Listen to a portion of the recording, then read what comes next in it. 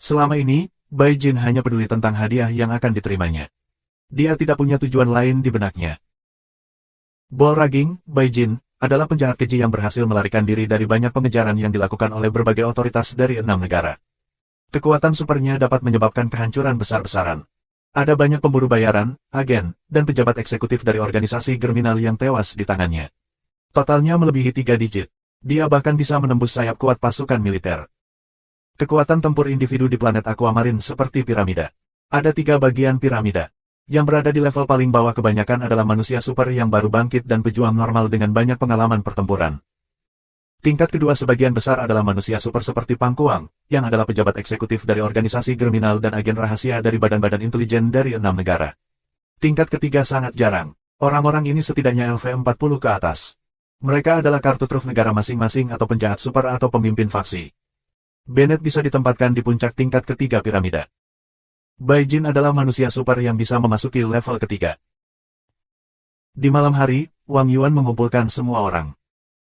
Aku perlu melakukan perjalanan ke Seagul City untuk bertemu dengan Divisi 13.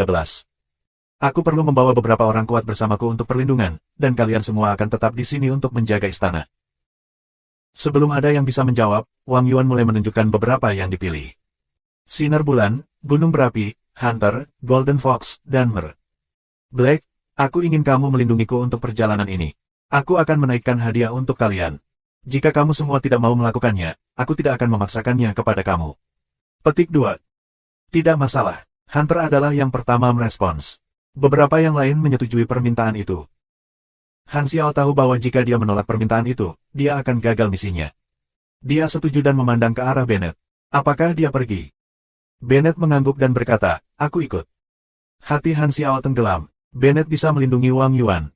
Dengan demikian, bahaya dari misi akan terkonsentrasi pada Han Xiao dan sesama pembunuhnya. Dengan pengalaman bermain game Han Xiao, dia langsung bisa mengendus sesuatu yang salah dalam misi.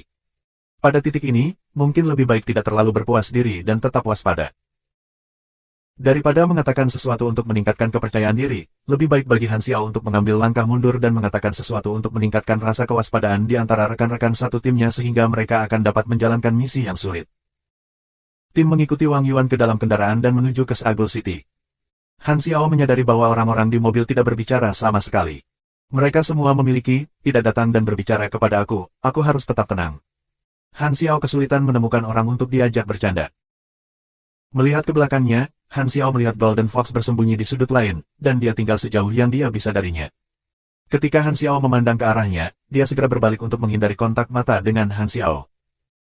Aku hanya membuat lelucon kecil darinya. Apakah reaksi seperti itu benar-benar diperlukan? Han Xiao terdiam. Di sisi lain hutan, Di Susu, yang memantau situasi, juga berangkat untuk mengikuti pesta Wang Yuan. Target telah meninggalkan istana. Mereka menuju ke Seagul City. Ada banyak pembunuh yang mengikuti. Terus memonitor dengan seksama. Petik 2. Langit malam dipenuhi bintang-bintang, menerangi kota Seagul. Kota Star Dragon ini adalah kota industri berat. Ada banyak pabrik di pinggiran kota. Cerobong-cerobong besar pabrik seperti jari-jari raksasa yang menunjuk ke langit. Karena kota ini dipenuhi dengan pabrik-pabrik, ada perasaan unik yang berat di atmosfer kota. Penjaga-penjaga menerima instruksi dari atasan dan membiarkan Han Xiao dan yang lainnya lewat. Setelah kendaraan melewati pos jaga, ia bertemu dengan mobil hitam dari Divisi 13 di pinggir jalan. Seorang agen mendekati dan berkata, Mer. Wang Yuan, petugasmu sedang menunggumu di pangkalan. Petik 2. Tolong tunjukkan jalannya. Agen dari Divisi 13 melihat pembunuh bayaran bersenjata dan segera terdiam. Dia tidak mengatakan sepatah kata pun pada akhirnya. Dia naik mobilnya untuk memimpin jalan. Kedua mobil melaju sampai ke area jam malam yang berada di bawah yurisdiksi untuk cabang Seagul City di departemen. Hanya di gerbang yang menghalangi akses ke daerah itu agen tersebut menyebutkan bahwa senjata tidak diizinkan masuk ke sektor yang tertutup. Wang Yuan mengangguk. Dia kemudian berbalik dan berkata kepada para pembunuh, kalian akan menghabiskan malam di Seagul City. Berkumpul di sini pada waktu yang sama besok. Petik 2. Setelah instruksi, Bennett dan Wang Yuan memasuki pangkalan. Pembunuh dibiarkan sendiri. Gunung Berapi adalah sanuk besar. Dia berkata dengan suaranya yang dalam, apa yang kalian rencanakan? Hunter menyeringai dan berkata, aku pergi ke bar untuk bersenang-senang. Dia kemudian melirik Golden Fox dan tersenyum. Apa kamu mau ikut dengan aku? Golden Fox tersenyum dan melambaikan tangannya untuk menolak Hunter. Lupakan saja, aku lebih tertarik pada pria ramah tamah. Hun tidak senang mendengar kata-kata Golden Fox dan menggeram. Hunter, aku akan ikut denganmu, Volcano tertawa keras. Dia melihat Moonlight dan bertanya, bagaimana denganmu? Cahaya bulan tanpa ekspresi. Dia dengan serius menjawab, aku akan berpatroli di sekitar sini. Volcano kemudian mengundang Han Xiao untuk bergabung dengan mereka dengan antusias.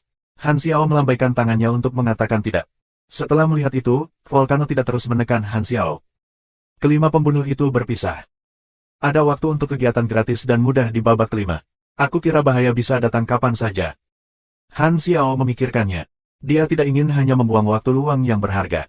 Dia kemudian memutuskan untuk menyelesaikan misi hadiah kolam yang ditawarkan di Seagul City. Karena bahaya pasti akan tiba, lebih baik bagi Han Xiao untuk tidak membuang waktu dan menyelesaikan beberapa tugas lainnya. Dia tidak perlu bersembunyi dan membuat persiapan lain untuk menghadapi ancaman yang akan datang. Saat Han Xiao berjalan di jalan, dia bisa merasakan seseorang dalam jaket hitam bersembunyi di bawah kegelapan malam.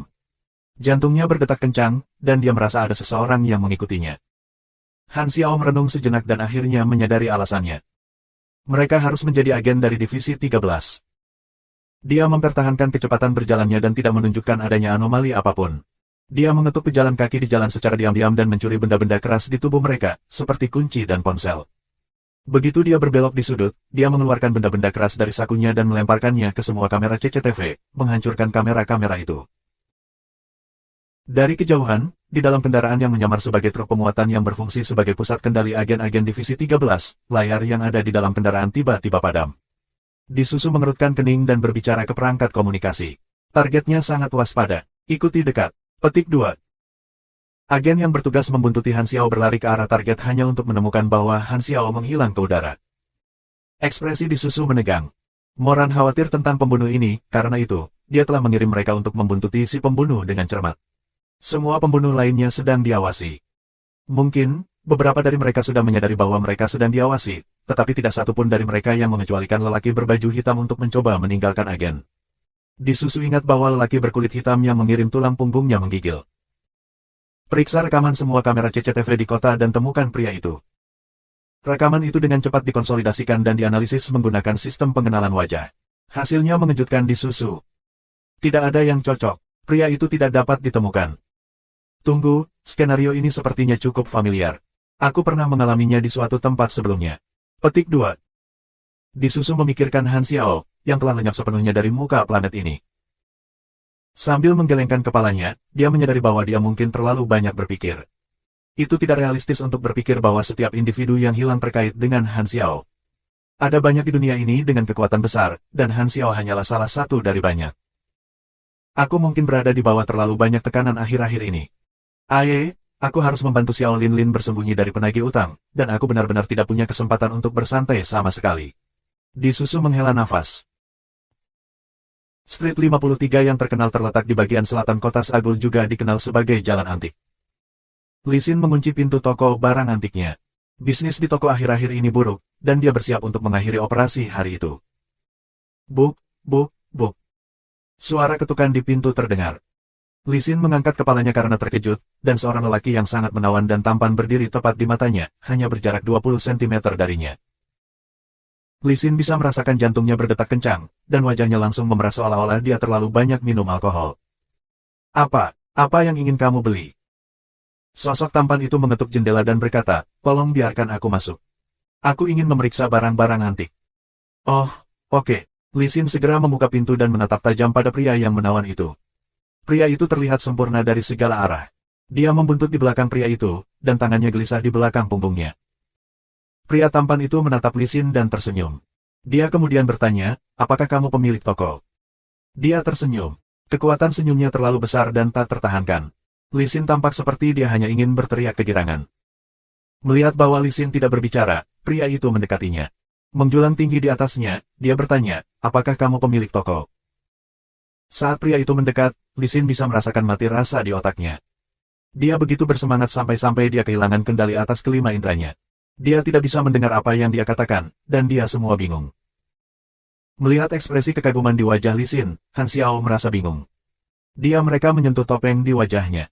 Dia berpikir dalam hati, aku ingin tahu bagaimana aku terlihat seperti kali ini.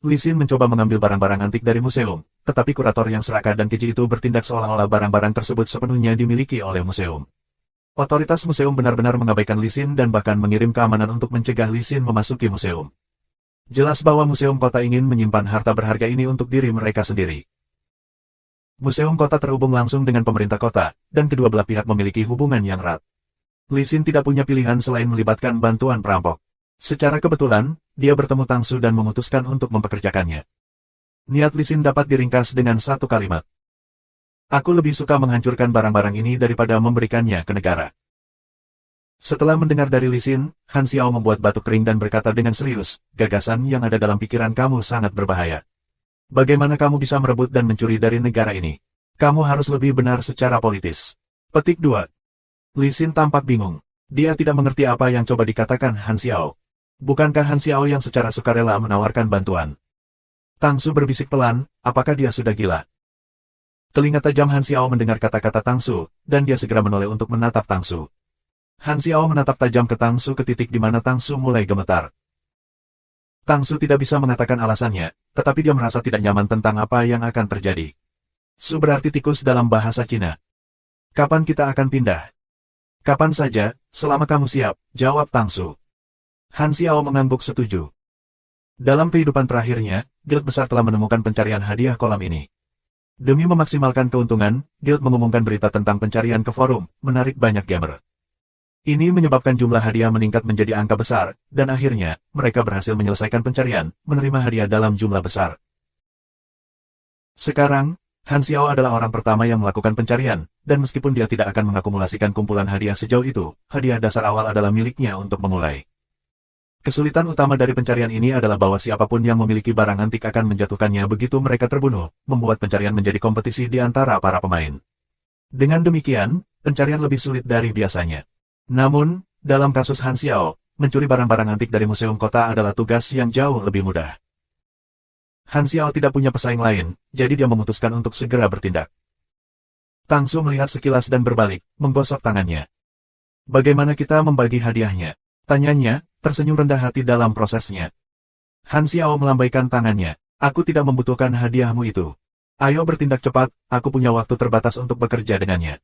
Petik 2. Setelah mendengar bahwa Han Xiao tidak membutuhkan hadiah uang, Tang Su segera menghela nafas lega. Tunggu, jika dia tidak mengejar uang, mengapa tamu tak diundang ini berpartisipasi dalam pencurian?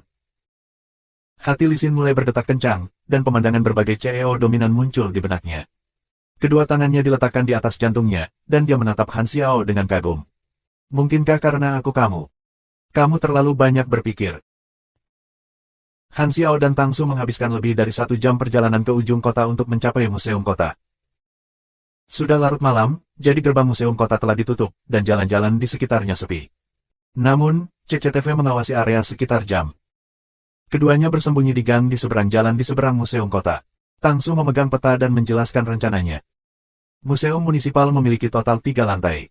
Lantai pertama dan kedua adalah ruang pameran, dan lantai ketiga adalah area staf. Ini cetak biru. Tujuan kami adalah di area pameran utara lantai 2. Aku sudah mensurvei daerah tersebut, showcase dilengkapi dengan alarm laser dan detektor kedekatan. Jika kita berada 1 meter di sekitarnya, kita akan memicu alarm. Ada beberapa penjaga di sekitar museum, dan kami tidak dapat membuat mereka khawatir. Rencanaku adalah menyelinap masuk dari jendela lantai 3, dan kemudian, Hei, kemana kamu pergi? Tang Su belum menyelesaikan kalimatnya ketika Han Xiao berjalan menuju pintu museum kota dengan langkah lebar. Tang Su tidak bisa memanggilnya kembali saat Han Xiao mengangkat kakinya dan menendang pintu depan terbuka dan terbang. Suara pintu terbanting melintasi seluruh jalan. Tang Su tercengang. Apa yang ada di bumi? Bagaimana dengan rencana menyelinap masuk? Han Xiao berbalik ke arah Tang Su dan berteriak, mengapa kamu masih melamun? Masuk sekarang. Apa yang sedang kamu lakukan? Tang Su tertegun. Rencanamu itu terlalu rumit. Itu hanya sebuah museum, paling banyak, hanya beberapa polisi yang akan muncul. Jangan buang waktu bermain Assassin's Creed, bermain Berserk adalah pilihan terbaik. Petik 2. Tang Su sudah memperhatikan warga melongok dari jendela, ingin tahu tentang sumber ledakan, dan seseorang pasti akan memanggil polisi dalam waktu 3 menit. Tang Su, dengan wajah cemberut, tidak punya pilihan lain selain mengikuti di belakang Han Xiao. Dia hanya bisa berpegang pada harapan bahwa Han Xiao benar-benar dapat diandalkan, meskipun betapa tidak mungkin itu didasarkan pada apa yang baru saja terjadi. Keduanya berlari menuju target di lantai 2. Han Xiao memecahkan showcase tanpa ragu-ragu dan mengambil 10 barang antik. Perilaku ekstrim seperti itu segera memicu alarm, dan penjaga museum, yang terbangun dari tidurnya, bergegas mendekat. Pencuri. Tangkap mereka dengan cepat. Han Xiao berlari dengan barang-barang antik di tangannya, sementara Tang Su mengikuti dengan tergesa-gesa. Mereka segera kembali di pintu masuk museum, hanya untuk melihat 4 polisi sudah menghalangi jalan keluar. Han Xiao, dengan barang-barang antik di tangannya, tidak bisa mengangkat tangan, jadi dia berbalik ke Tang Su. Sudah waktunya kamu untuk bersinar. Tang Su menunjuk dirinya sendiri dengan ekspresi tidak percaya. Apakah aku terlihat seperti seseorang yang bisa bertarung denganmu? Kamu memilih paket ini, jadi bukankah kamu yang harus memperbaiki situasi? Petik 2. Sementara mereka masih bercakap-cakap, para penjaga bergegas mendekat. Berhenti ragu-ragu. Han Xiao menendang pantat Tang Su, dan dia terbang ke arah penjaga. Di sana, aku memberimu dorongan. Para penjaga mengayunkan tongkat mereka. Tang Su sangat ketakutan, dan dia dengan cemas mengeluarkan linggisnya untuk membela diri dan melawan para penjaga. Namun, kepalanya dipukuli dalam kondisi buruk dalam satu putaran pertarungan. Dia tidak bisa menahan rasa sakit dan bergegas kembali ke Han Xiao, menangis, itu tidak mungkin. Aku terlalu lemah. Petik 2. Tes, biarkan aku mengajarimu mantra misterius yang akan menggandakan kemampuan tempurmu. Katakan setelah aku, Rua. Petik 2. Kemudian, Han Xiao menendang Tang Su kembali ke arah sekelompok penjaga sementara dia masih bingung dengan apa yang terjadi. Tang Su tidak bisa melawan Han Xiao, dan dia menjadi sangat marah. Dia hanya bisa melampiaskan amarahnya dengan memukul keras para penjaga, dan dia berhasil menjatuhkan 2 penjaga. Namun, ia segera gegar otak dengan serangan ke belakang kepalanya dari salah satu penjaga, dan sebagai hasilnya, bintang-bintang mulai muncul di depan matanya. Dia berlari kembali ke Han Xiao, menangis putus asa, aku benar-benar tidak bisa melakukan ini lagi. Aku memohon padamu. Kamu memiliki senjata, dan kamu bisa bertarung dengan sangat baik.